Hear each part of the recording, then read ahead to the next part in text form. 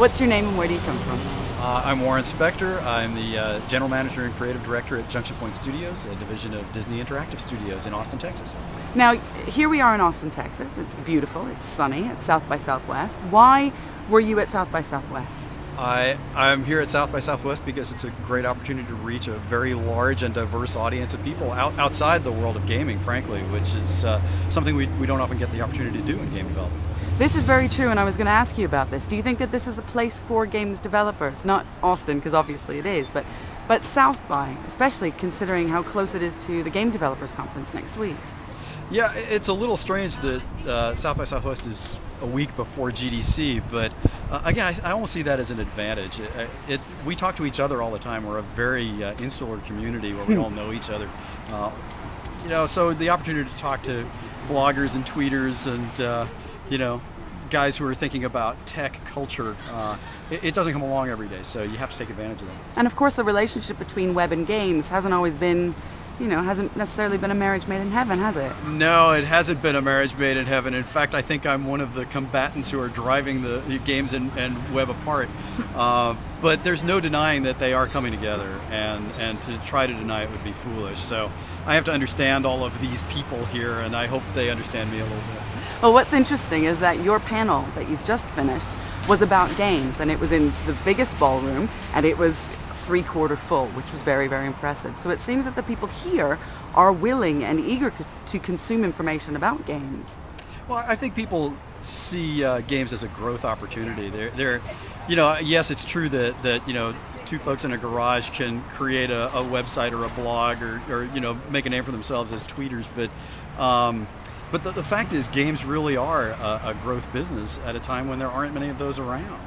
Games grew 26% last year, I think, and we've barely scratched the surface of what we can achieve now that we have a variety of ways to reach consumers, ways we didn't have even 2-3 years ago. And specifically, the panel was about what games can teach or what we can learn from games. Can you tell me a little bit about what you think we can learn from games? I think we can learn a ton from games.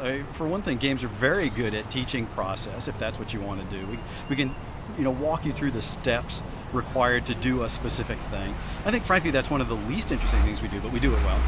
I think we can teach people to deal with complex situations. We can confront them with problems and offer them a variety of ways to solve those problems and show them the consequences of those choices, which means we can actually get into a moral and ethical realm that other media have a hard time dealing with. And we can also engage them on a political level in a weird sort of way. Instead of telling them what to think, we can ask them to tell us what they think.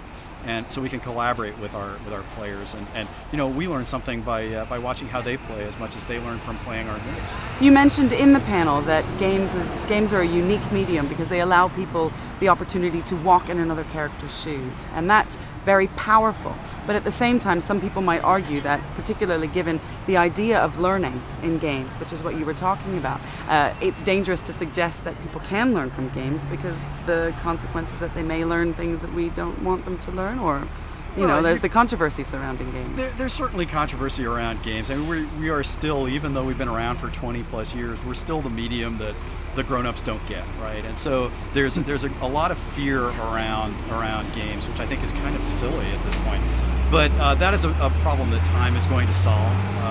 We are now a culture and several generations, not just a single generation, of gamers. And that being the case, I think that fear is going to go away. And people are going to see, hey, this is a big part of my life out in the real world. Why shouldn't I use it as a tool in an educational context? Given that it's an interesting tool to use for the educational context with the arguments that you used before, how would you recommend getting more games into the classroom? Because there are a lot of barriers to entry. Well, it's not my job to say that games should be in the classroom. I certainly hope that educators look at games as just one tool among many that they have in their toolbox. But I'm not promoting particularly games in the schools. There are plenty of other people who are more qualified to do that or not than I am.